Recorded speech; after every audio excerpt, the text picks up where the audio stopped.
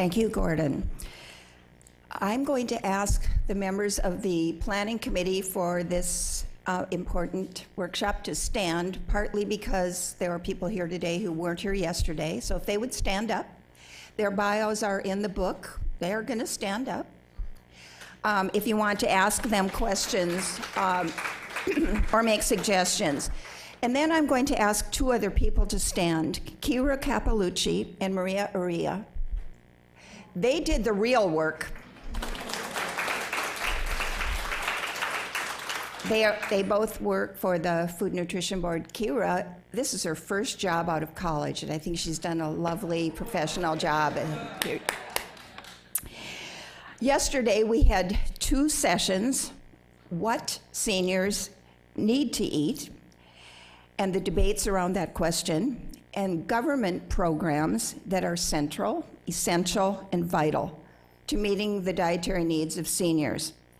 But everyone agrees that government programs, while they are vital and essential, are not sufficient if we are truly going to meet the needs of seniors. So this session will feature a set of capable presenters who represent for-profit and not-for-profit organizations that are doing important work in meeting the dietary needs of older Americans. Each speaker has impressive accomplishments, which I will not repeat. But please refer to their biographies starting on page 10 in your booklet. So all I will do is give you their name and the organization that they represent. And I want to thank them in advance for joining us today to give us very important information about meeting the dietary needs of older adults. First, we will hear from Annette Maggi. Her talk is Retailer Initiatives for Meeting the Dietary Needs of Older Adults. She is the Executive Director of Retail Dietitians Business Alliance. Annette. Good morning. I'm going to spend the next 20 minutes trying to give you a very quick overview of everything that's going on in health and wellness at retail. We talked about this a little bit yesterday. Dave, one of the speakers, touched on this, but I'm really going to focus on this area this morning. So here's my agenda, is really to first start and kick off with why retail is ideal for health and wellness promotion. Then we're going to do a little bit of a landscape scan. What's really going on at retail as it relates to health and wellness? And then I'm going to talk about health professionals at retail and the total store message. This is a white paper that was written probably 10 to 15 years ago by Staywell Health Communications, and I always still refer to it because it was really the first white paper that addressed why retail makes sense for health promotion. At the time, you know, they talked about that more people go through a Kroger store than watch American Idol or Dancing with the Stars. But the average consumer is in a grocery store twice a week. So really, when you look at the touch point and the opportunity at retail because of that frequency, it's much more often than people go to the doctor. It's much more often than people see any other healthcare provider. So the opportunity at retail because of that frequency of shopping and frequency of engagement is huge.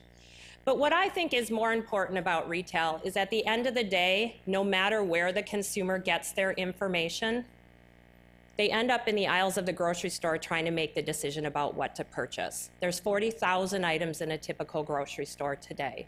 So you may write soup on your grocery store list when you go to the store, but what soup you're going to buy, what brand you're going to buy is a decision you typically make in the aisle of the store.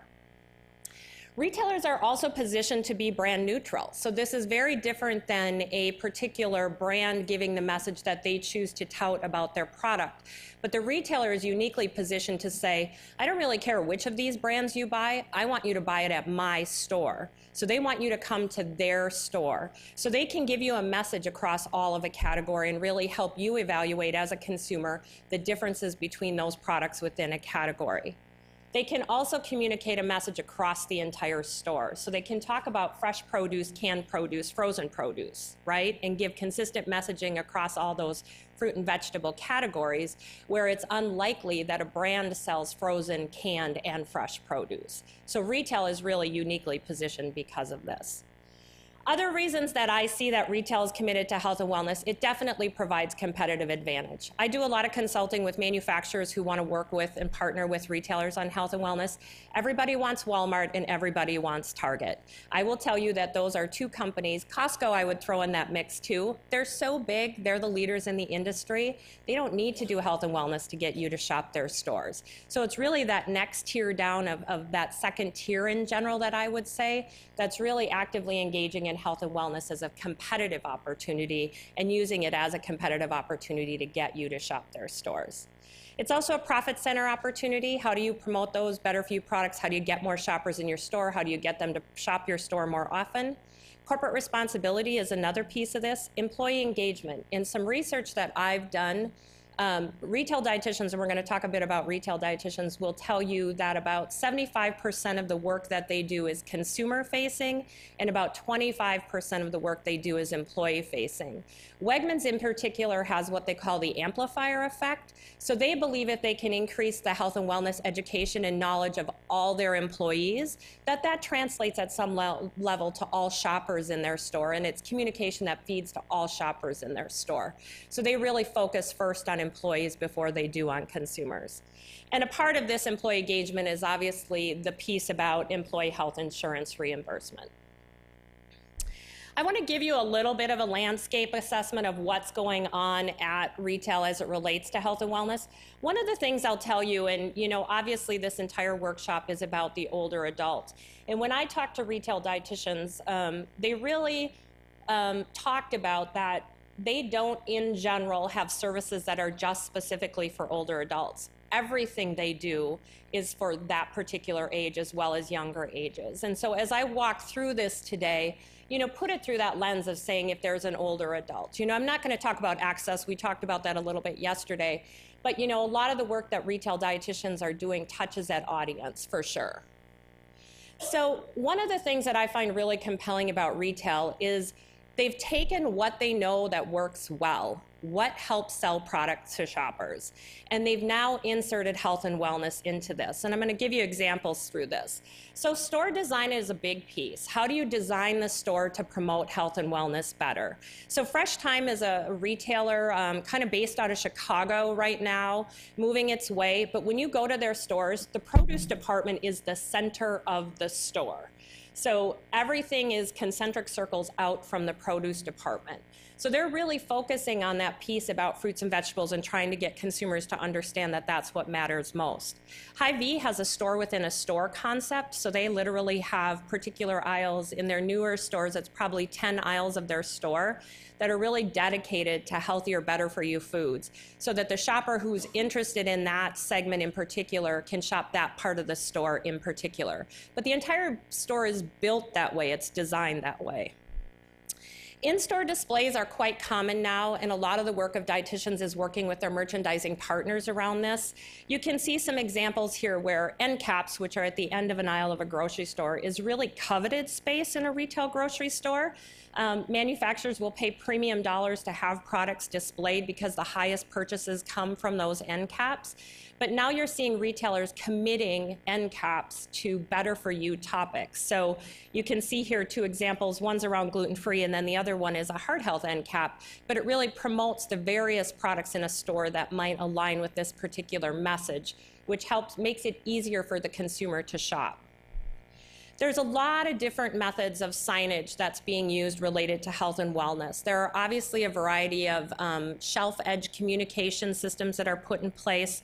This dietitian selection that you see here at ShopRite, there are a variety of retailers that offer this type of program where the dietitians highlight particular products in various categories of the store. And then just the example by Rite Aid of just showcasing that they have wellness featured in their store. Couponing is a tactic we know again and again and again works to sell product. There are a lot of retailers now saying we're gonna use couponing to promote better for you and healthier food products. And advertising is another way that this is done. The one in the middle that says health and wellness savings, that's from ShopRite stores. Wakefern/ShopRite is a retailer on the East Coast. But they actually have a program where every month the dietitians actually work with vendor partners to put better for you products in a specific section of the circular. and it's promoted in that way. Down on the bottom, you gotta love this. This is actually Caitlin Anderson, a dietitian for Hy-Vee in Rochester, Minnesota. But Hy-Vee literally has the dietitian faces on their semi-trucks as they travel across the country. It's pretty cool when you think about it. I mean, who knew, right? I also love this example from Hy-Vee. What a great idea when gas prices are so high. Gas prices are a little bit lower right now, but when gas prices were so high, to offer healthier products and to give you cents off of gas, like something that matters to most people, but what a great incentive to get them to buy more healthier products. Publications too, across the board, retailers offer a variety of publications that are targeted at their consumers from a cooking standpoint, but they're all integrating health and wellness or developing publications directly aligned on health and wellness. And owned brands, if you're not familiar with private label brands or owned brands, you know they're a much better profit margin for retailers because they don't have to pay for advertising and promotion. And so they will, in general, try and do everything they can to promote their private label brands and owned brands. And so they're really driving health and wellness into their own brands. Okay, let's talk a little bit about health professionals at retail. So what I would tell you is that in order for health and wellness at retail to be successful, it has to have high-level support. The CEO, the senior leadership team has to be committed to health and wellness as an executional tactic and a strategic imperative in their stores. A lot of people think, and you're going to see some of retail talking about pharmacists as the driver for health and wellness. The reality of the industry today is that pharmacy is a transactional business. The role of the pharmacist is to fill prescriptions. There are some retailers, Meijer is a good model where they've now established 6 positions for pharmacy clinical service managers where they're trying to say, what are the services we provide in the community? But at the end of the day, nutrition is really where health and wellness is being driven at retail. It's the person who has the most commitment to this part of the equation and to food. I often say that when something hits the New York Times, we know it's a trend. So this is an article from 2012 where the New York Times actually talked about on a front cover of their business section on how retailers are leveraging retail dietitians.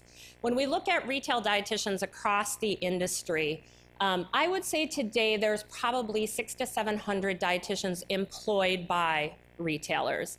Hy-Vee is probably at the extreme. They have about 225 dietitians. They have a dietitian in every store. If you're not familiar with Hy-Vee, they're based out of Des Moines, Iowa. ShopRite, again, on the East Coast is close. They're adding dietitians to every store. They have about 125.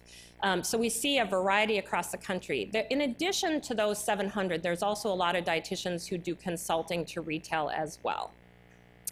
When you look at the role of retail dietitians, they tend to fall within one of 3 buckets. A corporate dietitian is obviously at the corporate level, may lead a team of dietitians, has a lot of impact and a lot of engagement with merchandising, marketing. A regional dietitian tends to be focused in a key market. Meijer, for example, has 5 registered dietitians that are regional. So they would have 1 in Chicago, 1 in Columbus, Ohio. And then in-store dietitians I talked about where Hy-Vee, ShopRite, Giant Eagle, these tend to have the most direct contact with the shopper. They're doing store tours, they're in the aisles of the store, they're doing cooking classes, they're out in the community as a spokesperson for the company. This gives you a bit of a laundry list of the different responsibilities of a retail dietitian. It varies a lot based on that particular retailer, the markets, the model of if they have in-store dietitians or corporate or regional. So there's a lot of variability in it. This is, again, some research that I did about 2 years ago. As you can see, there are a lot of different ways they're reaching consumers, but all of these are impactful. And obviously, all of these are ways that they're reaching older adults. So individual consults, they might be reaching individual adults. Community presentations, classes, store tours, all of those. This is also really interesting. I had a dietitian friend at Big Y, which again is an East Coast retailer, tell me that if something blips in the media over the weekend related to health, the CEO of the company would show up at her desk on Monday morning. So retail dietitians have a lot of impact and a lot of engagement across the corporate structure. They're engaging with senior leadership. They're engaging with executives. They're driving this agenda around health and wellness at retail. This is also some interesting research, and I think, again, really relates well to older adults. Dietitians at the retail space will tell you they spend about 50% of their time on health and wellness and 50% on disease management. So again, as we all know, many of those diseases tend to happen older in life, and so a lot of the work that they're doing related to these particular conditions is likely targeted at older Americans. One of the things that I find fascinating and interesting is, of course, we would all be, it doesn't surprise us that heart disease, diabetes, and weight are in the top ones of what retail dietitians are engaged with. But the whole phenomenon, the whole trend around gluten-free, separate from celiac disease, it fascinates me that dietitians would say that's as high as a trend and that they spend as much time on that as they do on heart, weight, or diabetes. This is an emerging trend of medical nutrition therapy right in the grocery store. It's an interesting role for dietitians to be able to say we're doing medical nutrition therapy in the grocery store where people are actually purchasing food. Hy-Vee will tell you that their outcomes on medical nutrition therapy done in the grocery store are higher than average outcomes done in inpatient or outpatient settings. This is also interesting. You will see dietitians in the pharmacy space, like CVS, Walgreens, Rite Aid, where they are hiring dietitians to do in-home TPNs and in-home care. But this is not uncommon now for the drug chains to have dietitians working in this kind of space. I did ask some of my retail dietitian colleagues, the question of are they specifically targeting older Americans? You get some of these things. I think immunization programs is an opportunity where they will use these and they'll do immunization clinics out in the communities to then have that as an opportunity to tie some other dialogue in around health and wellness. So they're really trying to bridge that gap and bring the whole health messaging full circle. But as I mentioned, much of what they're doing is really, if they're doing store tours, they're going to see seniors in store tours. They might do store tours specifically targeted at heart health or at diabetes, and then you would see an older adult population in a lot of those types of classes. I want to spend a few minutes talking about the total store message, because I think this is really an emerging area of retail is really now starting to say, how do we bring this all together to provide a comprehensive message to that guest who's in our store, that shoppers who's in our store.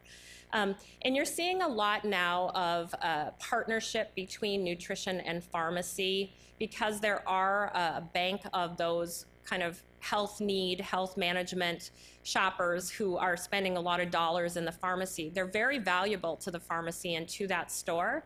So how do they offer, for example, diabetes consults with the dietitian or diabetes store tours, just to then increase the likelihood that they'll also fill scripts there as well. This is a great example from ShopRite, where they're literally promoting and marketing the work of the dietitian combined with the pharmacist, and really looking at that partnership and building out that partnership between these two health professionals. These are two great examples. Again, Wegmans on the East Coast, Price Chopper, if you're not familiar with it, based out of New York as well. These two retailers actually compete. But in the example from Price Chopper, what they're doing is they actually have a stanchion, a hanging rack over by pharmacy, where they promote fruits and vegetables, and they always do messaging around, how can fruits and vegetables help you manage diseases more effectively? And so you're seeing that cross promotion of food into pharmacy at retail. This is another interesting opportunity. When you pick up scripts, and there's always all that messaging on the scripts, that's an intentional program by Catalina, but retailers control some of that messaging that's given out with prescriptions. So I know at Meijer, for example, the dietitians really own the messaging that they control, that their retailer controls. So the dietitians can put messaging around, like if you're picking up a heart health medication, a cholesterol control medication, they can put messaging on there about nutrition tips that can also help you control cholesterol. So again, it's that bridging between pharmacy and nutrition, and again, giving that total store message and helping that patient who has a particular disease that they're trying to control. This is another example of where they're doing some joint programming with pharmacy and food around diabetes, but you're seeing diabetes probably as one of the key diseases where you're seeing a lot of total store messaging because of the play with prescriptions. This is something, and actually Eileen, who's talking after me, is going to talk about little clinics, but you're also seeing now the tie to clinics. When you look at clinics that are in retail grocery stores, one of the struggles that they have is they're very busy during cold, cough, flu season, but how do they keep their staff busy and really impact income and sales the remainder of the year? So they're trying to look at health promotion programs that they can offer in the clinics and then making this tie with pharmacy and food as well. This is an example from Ready Clinic of a weight management program. This is fairly new as well. I don't know if people have seen this, but Rite Aid has been testing a virtual doctor. So the person can go into the grocery store near the pharmacy area. There's a private room. They can do a consult with an actual medical doctor, pay for it with a credit card. But the power of this for the retailer is then the likelihood that you may have a script prescribed and then you can fill it right there while you're in the grocery store is fairly high. I think this is also really interesting because now you're seeing, especially on the health and wellness front, this definition of health expanding to all parts of the store. Wakefern in particular really has in all of their documentation about their retail dietitians, it's about food, it's about medication, and it's about supplements. And so how do you tie these all together to give kind of that total health package to the shopper in an education? Stores like Meijer that have fitness equipment are now tying that into their messaging. And you're also looking at beauty playing into this as well. So, in summary, while I don't see a lot of retailers having programs that they would say or they would market as targeted for older adults, much of the work they are doing is impacting this audience, and they are reaching this audience in a really impactful way. When you think about the amount of food that's purchased at grocery stores, the impact of this is unbelievable of what retail dietitians can do and what retailers can do. I would say that, you know, in this second point, that because it's the point of purchase, it's where purchase decisions are made, it is really an impactful place. I think for any partner who's interested in working with retail, it has to be about the win-win, right? Retail grocery stores' profit margin is about 1%. It's one of the lowest of any kind of business that there is. Who would do that, right? Who would build a business model where your profit margin is 1%? That's their profit margin. So you have to really think about what's the win for retail in approaching them about a partnership. There's a lot of reasons that they want to partner with other entities, but you always have to think about what's that win-win. I think that's it. So thank you for your attention this morning.